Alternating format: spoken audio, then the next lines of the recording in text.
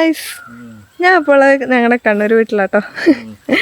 ഇവിടെ വേറെ ഒരുത്തനും കൂടെ വന്നിട്ടുണ്ട്, കൊച്ചിൻ്റെ അച്ഛൻ വന്നിട്ടുണ്ട്. അപ്പോൾ നമ്മൾ ഇപ്പോൾ പുഴയിൽ പോവാം. നമ്മുടെ ഹോസ്പിറ്റൽ ബാഗിലേക്ക് വേണ്ട കാര്യങ്ങളൊക്കെ ജസ്റ്റ് ഒന്ന്, കുട്ടീൻ്റെ ഡ്രസ്സ് സംതിങ് കുറച്ച് കാര്യങ്ങൾ മാത്രം നമ്മൾ വാങ്ങിച്ചു വെച്ചിട്ടുണ്ട്, ടർക്കിയൊക്കെ. അപ്പോൾ അത് അലക്കാൻ വേണ്ടി പോവുകയാണ്. അപ്പോൾ നമ്മൾ ചെറുപ്പത്തിൽ തൊട്ട് കുറച്ച് നൊസ്റ്റാൾജിക് പരിപാടീസ് ഉണ്ട്. എന്താണെന്ന് വെച്ചാൽ അപ്പുറത്തെ വീട്ടിലെ മാവിൻ്റെ ചുവട്ടിൽ മാങ്ങ പെറുക്കാൻ പോവുക. അപ്പോൾ ആ ഒരു പരിപാടിയാണ് നമ്മളിപ്പോൾ ചെയ്തുകൊണ്ടിരിക്കുന്നത്. ഇതാണ് ഞങ്ങൾ മാവ് കേട്ടോ. ഇത് ഞങ്ങൾ വരുന്ന വഴിക്കുള്ള ഞങ്ങൾ മാവ്. ഇപ്രാവശ്യം കുറേ മാങ്ങ ഉണ്ടായിട്ടുണ്ട്. ഇടയിൽ മാങ്ങ വീണിട്ടുണ്ടോ എന്ന് പരതാൻ വേണ്ടി വന്നതാണ്. നോക്കാം ഉണ്ടോയെന്ന് അറിഞ്ഞൂടാ. ഒരെണ്ണം കണ്ടു, ബട്ട് ദിസ് ഇസ് കേട് ഹേ. ഇതൊരെണ്ണം ഉണ്ട്, ബട്ട് ദിസ് ഓൾസോ കേട് ഹേ. പൊട്ടിപ്പോയിട്ടുണ്ട്, കണ്ടോ, പൊട്ടിപ്പോയി. ഇത് ഓൾസോ കേടാണ്. മൊത്തം ഉറുമ്പ് കയറിയത് മിച്ചം.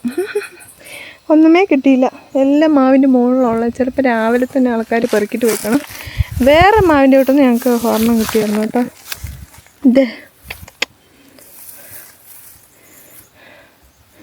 ഇതിൻ്റെ പേരെന്തായിരുന്നു? മാവിൻ്റെ പേര് ഞാൻ മറന്നു. ചളി. ഞാൻ ചിരിച്ചു. പക്ഷേ ഒരു മാങ്ങ അടിയിലുണ്ട്. ഇത് ഈ മാവിൻ്റെ അടിയിൽ നിന്നല്ല, വേറെ മാവിൻ്റെ അടിയിൽ നിന്ന്. സോ അത് മതി നമുക്ക് തൽക്കാലത്തേക്ക്. ഞാൻ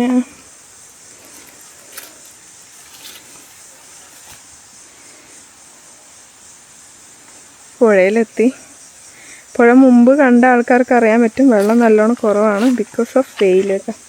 നല്ല വെയിലായതുകൊണ്ട് വെള്ളമൊക്കെ ഏറെക്കുറെ വറ്റി പോയിട്ടിരിക്കുകയാണ്.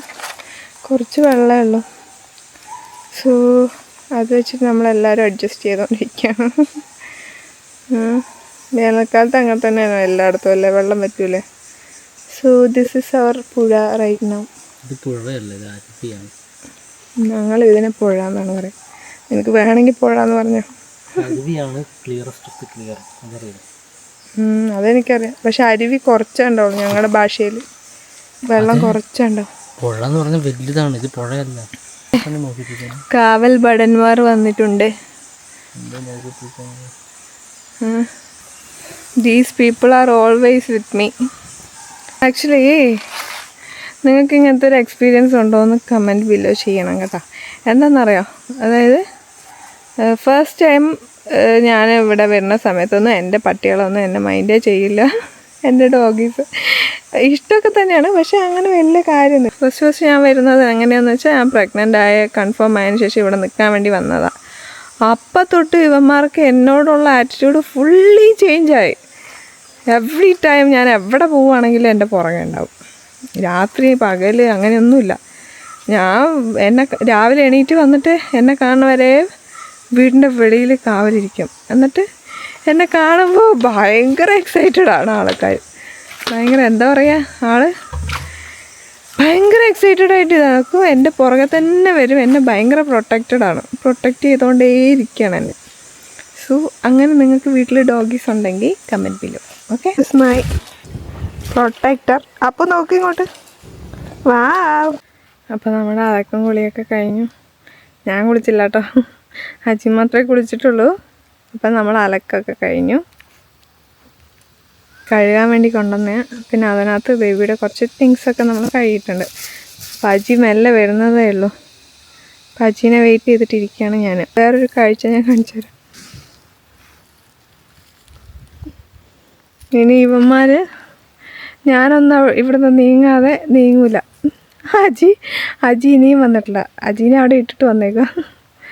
ഞാൻ ഇവിടുന്ന് നീങ്ങിക്കഴിഞ്ഞാൽ അവന്മാർ നീങ്ങും. ഞാൻ ഇപ്പോൾ പോയിട്ടില്ലെങ്കിൽ അവരും പോവില്ല. ഒരു നായനെ മാതിരി നമ്മളെ ഇത്രമാത്രം സ്നേഹിക്കുന്ന ഒരു ജീവജാലം വേറെ ഈ ലോകത്തില്ല ഗൈസ്. സോ ഡോഗ്സിൽ കുറച്ച് സ്നേഹവും കുറച്ച് പൈസയും കുറച്ച് ഫുഡും ഇൻവെസ്റ്റ് ചെയ്താൽ, ഇത് നാടനാണ് കേട്ടോ, അല്ലാതെ ബ്രീഡ്സൊന്നുമല്ല, വേറെ വിദേശ ഇനങ്ങളൊന്നുമല്ല, നാടൻ പട്ടിക്കുട്ടികളാണ്. അവരിൽ നമ്മൾ കുറച്ച് സ്നേഹം ഇൻവെസ്റ്റ് ചെയ്താൽ, കുറച്ച് ഫുഡും കുറച്ച് സ്നേഹം ഇൻവെസ്റ്റ് ചെയ്താൽ they will die for us. അച്ചി വരുന്നേ കാണുന്നില്ല.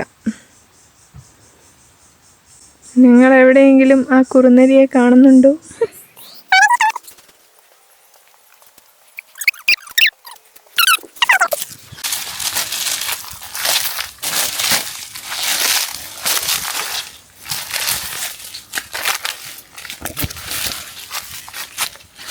ഹലോ ഗായ്സ്, സോ നമ്മൾ കശുമാങ്ങ പറിക്കാൻ വേണ്ടി വന്നത് കേട്ടോ. നമ്മളെ പറമ്പിലില്ല, ഞങ്ങളുടെ പറമ്പിലുള്ള കശുമാവൊക്കെ അമ്മ വെട്ടിക്കളഞ്ഞു. അതുകൊണ്ട് ഇതിപ്പോൾ ഞങ്ങളുടെ അയലക്കാരുടെ കശുമാവ് തോട്ടമാണ്. സോ നമ്മൾ കശുമാങ്ങ പറിക്കണു, എന്നിട്ട് കഴിക്കണു. എനിക്ക് കണ്ടപ്പം ഭയങ്കര ആഗ്രഹം. ഞാൻ ചെറുപ്പത്തിൽ ഒരുപാട് കഴിച്ചിട്ടുണ്ട്. അവിടെ ഉറുമ്പ് കൂടുണ്ട് കേട്ടോ.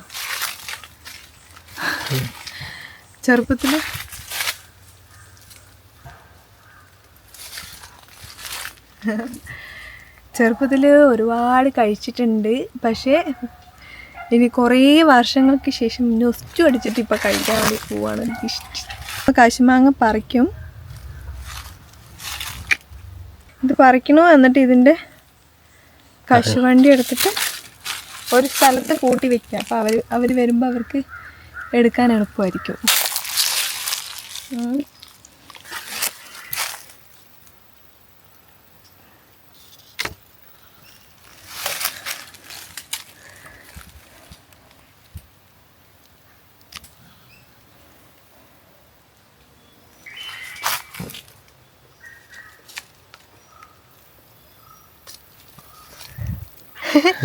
കിട്ടിയില്ല. അത് താഴെ വീണാൽ പ്ലുക്കൂന്നായിപ്പോ. അതുകൊണ്ട്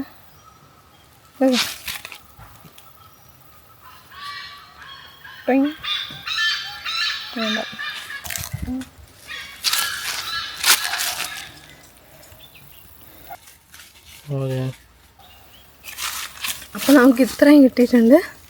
ഇതുപോയിട്ട് നമുക്ക് ഉപ്പും മുളകൊട്ടി തിന്നാം, മുറിച്ചിട്ട്. നല്ല ടേസ്റ്റ്. ചെറുപ്പത്തിലല്ലേ ഈ കശുമാങ്ങേൻ്റെ നീര് വെച്ചിട്ട് ഒരു മുട്ടായി ഉണ്ടാക്കും കേട്ടോ. അതിനകത്ത് വെള്ളം ഇട്ട് കുറുക്കിയാകുമ്പോൾ അത് വാറ്റോ അല്ല, അത് വേറെ, വാറ്റ് വേറെ. ഇത് മുട്ടായി. അത് ഭയങ്കര പല്ലേലൊട്ടി മുട്ടായില്ല, അതുമാതിരി ഭയങ്കര കട്ടിയായിരിക്കും, കടിക്കാനൊക്കെ ബുദ്ധിമുട്ടായിരിക്കും, പക്ഷെ നല്ല ടേസ്റ്റ് ആയിരിക്കും. ഞങ്ങൾ ഉണ്ടാക്കിയിട്ടുണ്ട്. താഴെ വീണപ്പോൾ എന്തായാലും ഒരു ഫിഷ് ക്യൂണായിപ്പോയി. അപ്പോൾ ഞാൻ ഇപ്പം തന്നെ കഴിക്കാം.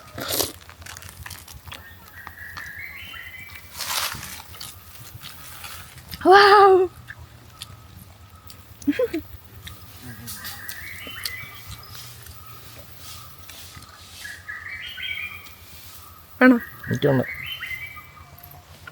പുഴയിൽ നിന്ന് അലക്കിയിട്ടൊക്കെ വന്നതാ. ഇത്രയും കശുമാങ്ങ നമുക്ക് കിട്ടിയിട്ടുണ്ട്.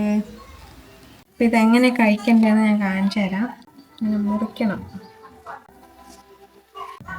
കുറച്ച് ഉപ്പിടുക, കുറച്ച് മുളകപ്പൊടി,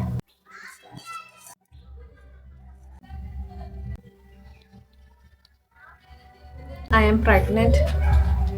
അധികം മുളക് പൊടിയൊന്നും ഇടുന്നില്ല, ജസ്റ്റ് ഒന്ന് സ്പ്രിങ്കിൾ ചെയ്തതുള്ളൂ കേട്ടോ.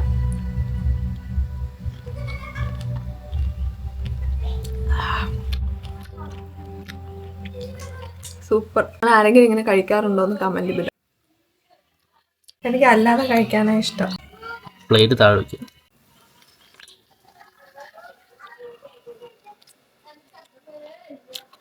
ഞങ്ങൾ സ്കൂൾ വിട്ട് വരുന്ന സമയത്ത് കുറേ കശുമാങ്ങ തോട്ടമുണ്ട്.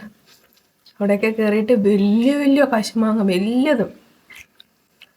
കശുമാങ്ങയൊക്കെ പറക്കി അതൊക്കെ തിന്നിട്ടാണ് ഞങ്ങൾ വരിക. അതിൻ്റെ ഒരു നൊസ്റ്റാൾജിയ അടിക്കുന്നുണ്ട്. നല്ല ടേസ്റ്റാണ്. മഞ്ഞ കളറ്. ഞങ്ങളിത് എത്ര വെറൈറ്റികളുണ്ട്, എത്ര കളറുണ്ട്, അങ്ങനെയൊക്കെ പറഞ്ഞിട്ട് ഞങ്ങൾ പരതി നടക്കട്ടെ. എന്നിട്ട് എല്ലാത്തിൻ്റെയും ഓരോന്നും ശേഖരിച്ച് വയ്ക്കും. അങ്ങനത്തെ കുറച്ച് പ്രശ്നങ്ങളൊക്കെ ഉണ്ട്. വലിയതുണ്ടാവും, ചിലത് വലുതുണ്ടാവും, ചിലത് നീളമുള്ളതായിരിക്കും, ചിലത് മഞ്ഞ കളറായിരിക്കും, ചിലത് നല്ല കട്ടി ചുമപ്പായിരിക്കും, ചിലത് ലൈറ്റ് ഓറഞ്ച് കളറായിരിക്കും. അങ്ങനെ പല ടൈപ്പിലുള്ള കശുമാങ്ങകളുണ്ട്. സോ ഞങ്ങൾ അതിൻ്റെ എല്ലാം ഓരോന്ന് വെച്ചിട്ട് ഇങ്ങനെ കളക്ട് ചെയ്തിട്ട് അത് ഷോക്കേസ് ചെയ്യുക. അതാണ് ഞങ്ങളുടെ മെയിൻ ഹോബി ഉണ്ടായിരുന്നത് കുഞ്ഞിൽ. ഇങ്ങനത്തെ പ്രാന്തൊക്കെ ഉണ്ടായിരുന്നവർ കമൻറ്റ് ബില്ലോ. അപ്പോൾ ശരി, ബായ്.